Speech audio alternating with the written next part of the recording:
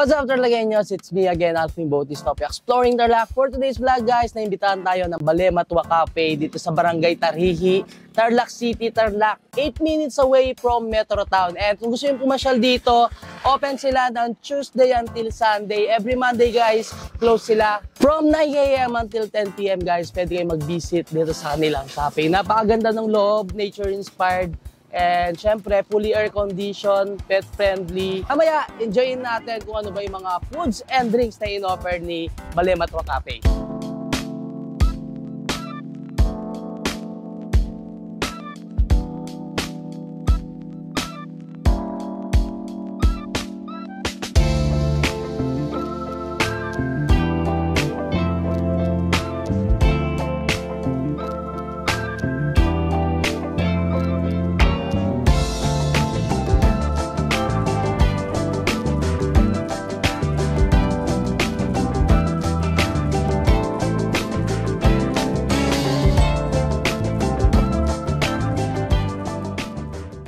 Anong name niya? Squid, salt, and pepper.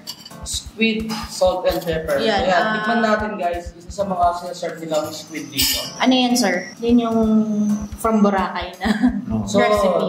Recipe from Boracay. Mostly naman, pati yung sabi mo kanina yung isang chef nyo. From Boracay din. Lahat na matitikman nyo dito, guys, mga recipe from Boracay din. Ay, kagandahan niya, yung mother niya talaga mahilig, ano? Magluto. And Kapampangan. Alam nyo naman, guys, kapag luto Kapampangan, talagang napakalasa at napakasarap. Yeah, for sure, kapag pumunta kayo dito, quality foods, affordable yung price na talagang babalik-balikan nyo. Tanungin natin si Ma'am Mana kung ano ba yung mga favorite niya dito. Favorite drinks mo, Ma'am, tsaka foods? Matcha frap. Ayun, matcha. Dati, hindi ako nagmamatcha. Gaya nga nung sabi mo, sir, pinupuntan ko yung iba't ibang cafe. Tapos yun, inaral namin, nag-try kami ng iba't ibang products na pasok sa panglasa namin.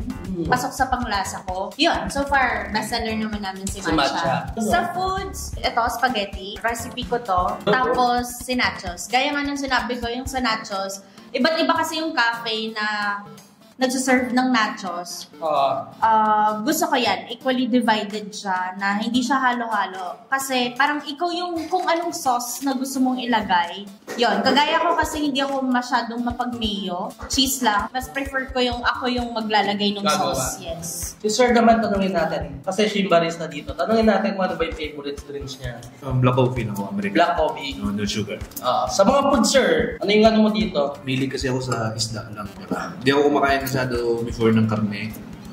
Dito lang. Healthy living ako, hindi ako. Tapos gulay lang, yan ang kinakain ko. Tapos ito, yan lang. So same lang din, ako kasi sa mga cafe. Pag pupunta talaga ako, maghanap ako ng ipa-partner. Kaya natuwa ako, kaninang tinignan ng menu nila, meron silang all-day breakfast. Sabi nga nila, yung mga bagong labas sa kanilang yung mga rice meal. Yeah. Ano kasi rice meal natin, ma'am? May bago kaming labas sa menu yan, yung grilled liempo, grilled chicken, yan yung squid, salt, and pepper. Masarap. Thank you.